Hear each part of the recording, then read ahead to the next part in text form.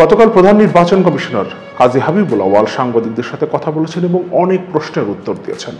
এমনকি তিনি বাংলাদেশের নির্বাচন ব্যবস্থা ভেঙে পড়ার জন্য সরকার এবং সরকারি দলকে দায়ী করেছেন। পাশাপাশি তিনি বলেছেন বাংলাদেশে একটা অবাধ, সুষ্ঠু, নিরপেক্ষ এবং অংশগ্রহণমূলক নির্বাচনের জন্য তত্ত্বাবধায়ক সরকারটা জরুরি। কিন্তু তিনি এটাও বলেছেন যেহেতু আদালতের রায় আছে এবং সংবিধান থেকে যেহেতু তত্ত্বাবধায়ক ব্যবস্থাটা তুলে নেওয়া হয়েছে, ফলে সেদিকে নির্বাচন কমিশন যেতে পারছে না। কিন্তু তার বক্তব্যে পরিষ্কার, বাংলাদেশে একটা গ্রহণযোগ্য নির্বাচনের জন্য, অংশগ্রহণমূলক নির্বাচনের জন্য তত্ত্বাবধায়ক সরকার ব্যবস্থাটা জরুরি। হঠাৎ করে কাজী হাবিবুল আউয়াল আবারও কেন এভাবে কথা বলতে শুরু করেছেন? আবারও কেন বলছে? কারণ এর আগেও, নির্বাচনের আগে কাজী হাবিবুল আউয়াল সাংবাদিকদের সাথে একই ধরনের কথা বলেছিলেন। সে সময় তিনি বলেছিলেন দেশের নির্বাচনের অনুকূল পরিবেশ নেই এবং তার এই মন্তব্যের পরপরই সরকার নির্বাচন কমিশনের পক্ষ থেকে কে কথা বলবেন সে ব্যাপারটা ঠিক করে দেয় এবং প্রধান নির্বাচন কমিশনার এবং অন্যান্য নির্বাচন কমিশনাররা সাংবাদিকদের সাথে কথা বলতে পারবেন না, শুধুমাত্র মুখপাত্র হিসেবে নির্বাচন কমিশন সচিব কথা বলতে নত করবে না, এই কথা কিন্তু বলেছিলেন। এবং সে সময়ও আমি আমার এই চ্যানেলে ভিডিওতে বলেছিলাম কি ধরনের অসাংবিধানিক প্রস্তাবের কথা আসছে এবং কি ধরনের অসাংবিধানিক প্রস্তাবের কথা ওবায়দুল কাদের বলছেন। তাহলে কি মার্কিন যুক্তরাষ্ট্র চাইছে একটা অন্তর্বর্তীকালীন সরকারের অধীনে আবারও একটা মধ্যবর্তী নির্বাচন কিংবা আবারও তত্ত্বাবধায়ক সরকার ব্যবস্থা সংবিধানে ফিরিয়ে নিয়ে আসা? এই কারণেই ওবায়দুল কাদের বারবার বলছেন যে সংবিধানের বাইরে আমরা যেতে পারবো না এবং প্রধানমন্ত্রী শেখ হাসিনা কারোর সামনে মাথা নত করবে না। এবং কাজী হাবিবুল আউয়ালের বক্তব্যকে যদি আমরা দেখি তাহলে আমরা বুঝতে পারবো মার্কিন যুক্তরাষ্ট্রের প্রস্তাব কিংবা মার্কিন যুক্তরাষ্ট্রের স্যাংশনের ভয় কি তার ভেতরে কাজ করছে। কারণ নির্বাচন কমিশন করা যায় যার মধ্য দিয়ে নির্বাচনটা অংশগ্রহণমূলক হয় এবং এই কারণেই সরকার যাতে তাদের পরিকল্পনা অনুযায়ী নির্বাচনের সার্কাসটা মঞ্চস্থ করতে পারে, এই কারণে নির্বাচন কমিশনারদের কথা বলাটা বন্ধ করে দেয় সাংবাদিকদের সাথে। সে সময় প্রধান নির্বাচন কমিশনার কাজী হাবিবুল আউয়াল সাংবাদিকদের একটা লিখিত পরিপত্র দিয়েছিলেন যেখানে পরিষ্কারভাবে বলা ছিল দেশে নির্বাচনের কোনো ধরনের পরিবেশ নাই এবং এইবার নির্বাচনের পর এতগুলো দিন পরে এর বেশ ছিল না এবং সেই কথাটা প্রধান নির্বাচন কমিশনারও বলছেন এবং তিনি বলছেন আপনারা সবই জানেন, আপনারা বোঝেন কেন কোন শক্তিশালী দলের কারণে আসলে নির্বাচনে অংশগ্রহণ করতে পারেনি বিরোধী দল। দেরিতে হলেও প্রধান নির্বাচন কমিশনার স্বীকার করছেন 7 জানুয়ারি নির্বাচন গ্রহণযোগ্য ছিল না এবং এর জন্য কোন পক্ষ দায়ী, সরকার এবং সরকারি দলই যে দায়ী এবং নির্বাচনের কোনো ধরনের পরিবেশ যে ছিল না এবং পরিবেশটা ছিল না সরকার এবং সরকারি দলের কারণে, সেই কথাটা তিনি পরিষ্কারভাবে এতদিন পরে এসে বলছেন। সেটা মার্কিন যুক্তরাষ্ট্রের নিষেধাজ্ঞার ভয়ে হতে পারে কিংবা এবং মার্কিন যুক্তরাষ্ট্রের চাপ আছে সেটাও আমরা পরিষ্কারভাবে বুঝতে পারছি যেহেতু ডোনাল্ডুর সফরের পরেই আজিজের উপরে স্যাংশনটা চলে আসলো এবং এতদিন পরে এসে সিইসি যখন এভাবে কথা বলছেন সবাই জানি, আমরা বুঝতে পারি। কাজী হাবিবুল আউয়াল কি বলেছেন সেই জায়গাটাতে যাব, তার আগে একটা কথা বলে নিই। কিছুদিন আগে ডোনাল্ড লু যখন বাংলাদেশে এসেছিলেন তখন তিনি বাংলাদেশে আসার আগে সরকারি দলের সাধারণ সম্পাদক কয়েকবার বলেছেন বাইডেন যে প্রস্তাবই দিক না কেন সেটা মানতে আমরা বাধ্য না, এ কথা তিনি বলেছেন। এমনকি তিনি ব্যাখ্যা দিয়েছেন যেহেতু তাদের দেশেই বাইডেনের কথা সবাই শোনে না, ইসরায়েল তাদের কথা শুনছে না, সুতরাং আমরা আমেরিকার কথা শুনতে বাধ্য না, বাইডেনের প্রস্তাব মানতে বাধ্য না। ডোনাল্ড লু ঢাকা থেকে চলে যাওয়ার পর ওবায়দুল কাদের মন্তব্য করেছিলেন কোনো অসাংবিধানিক প্রস্তাব আমরা মানতে বাধ্য না, আমরা সংবিধানের বাইরে যাব না এবং যত চাপই আসুক না কেন শেখ হাসিনা সেই চাপের সামনে মাথা মধ্যে।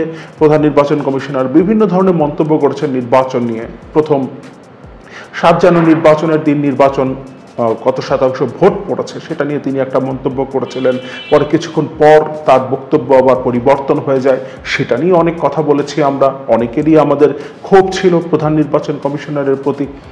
এরপরেও প্রধান নির্বাচন কমিশনার আরও বিভিন্ন মন্তব্য করেছেন, নির্বাচনের পরিবেশ আছে, নির্বাচনে সবাই যেন ভোট দিতে আসে, আমরা সুষ্ঠু নির্বাচনের ব্যবস্থা করছি, এরকম নানা মন্তব্য তিনি করেছেন এবং সেগুলো নিয়ে সাধারণ জনগণ ক্ষোভ প্রকাশ করেছে, আমরাও বিভিন্ন সময় কথা বলেছি, কিন্তু হঠাৎ করে কাজী হাবিবুল আউয়াল তার চাপ ছিল সরকারের উপর, এবং সেই সময় কাজী হাবিবুল আউয়াল একই ধরনের মন্তব্য করেছিলেন।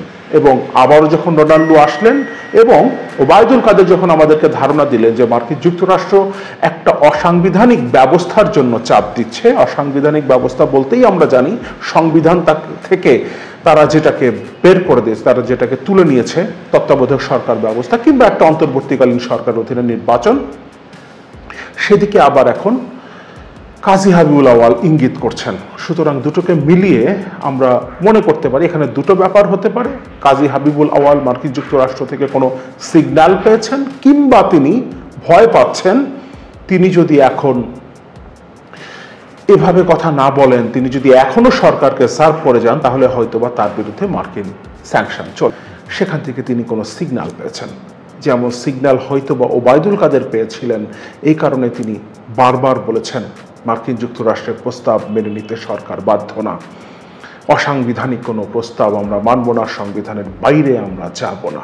তার মানে বুঝতে পারছি ভেতরে ভেতরে হয়তো অনেক কিছুই ঘটছে যেটা হয়তো আমরা বাইরে থেকে জানতে পারছি না, কিন্তু সরকার যে প্রচণ্ড রকম নার্ভাস সেটা বোঝা যাচ্ছে। কারণ একদিকে বেনজির আজিজের ইস্যু, পাশাপাশি আনারের ঘটনায় একের পর এক নতুন নতুন তথ্য সামনে আসছে।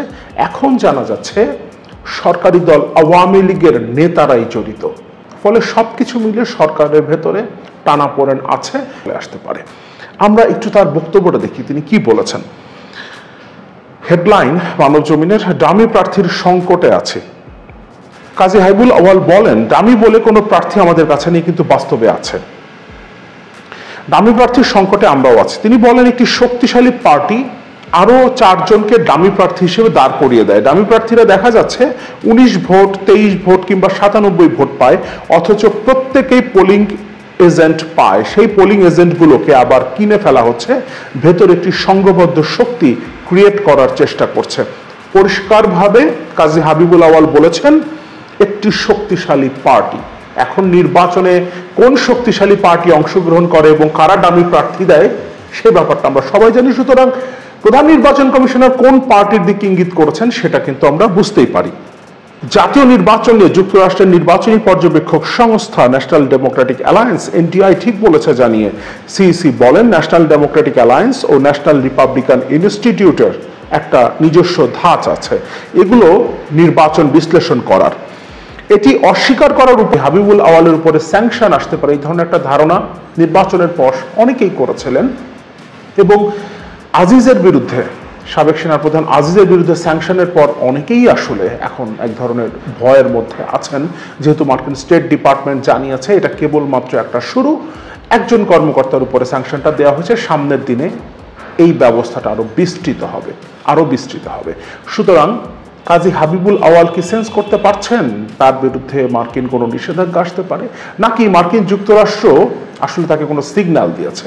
কারণ নির্বাচনের আগে তিনি যখন এভাবে কথা বলছিলেন যে দেশের নির্বাচনের জন্য অনুকূল পরিবেশ নাই, সেই সময় কিন্তু মার্কিন যুক্তরাষ্ট্র প্রচন্ড রকম অ্যাক্টিভ ছিল বাংলাদেশে। মার্কিন যুক্তরাষ্ট্রের রাষ্ট্রদূত পিটার হাস তখন প্রচন্ড রকম অ্যাক্টিভ ছিলেন, অনেক দৌড়ঝাঁপ তিনি করেছেন, অনেকের সাথে কথা বলেছেন, এবং তখন একটা অবাধ নির্বাচনের জন্য মার্কিন যুক্তরাষ্ট্রের ওটা এখনো বহাল আছে যে পরিষ্কারভাবে তিনি বলছেন এখানে অবাধ ও নিরপেক্ষ নির্বাচনের জন্য তত্ত্বাবধায়ক সরকার দরকার। অবাধ ও নিরপেক্ষ নির্বাচনের জন্য তত্ত্বাবধায়ক সরকার দরকার। এ বিষয়ে হাইকোর্টের রায় রয়েছে, নানা বিষয় রয়েছে। এরপর তিনি আজিজ আহমেদের ভাইদের এনআইডি জালিয়াতি নিয়েও কথা বলেছেন। তার মানে শুরুতে যেটা বলছিলাম, হঠাৎ করে প্রধান নির্বাচন কমিশনার বলছেন মার্কিন যুক্তরাষ্ট্র নির্বাচনকে যেভাবে দেখেছে, মার্কিন যুক্তরাষ্ট্রের নির্বাচনী পর্যবেক্ষক সংস্থা এনডিআই এবং আইআরআই যে রিপোর্টটা দিয়েছে সেই রিপোর্টটা সঠিক, এবং সেই রিপোর্টে পরিষ্কারভাবে বলা হয়েছে বাংলাদেশে 7 জানুয়ারিতে যে নির্বাচনটা হয়েছে সেটা কোনো বিচারেই গণতান্ত্রিক নির্বাচন হতে পারে না। এখানে বিরোধী দল নির্বাচনে অংশগ্রহণ করেনি, কারণ নির্বাচনে অংশগ্রহণ করার মতো কোনো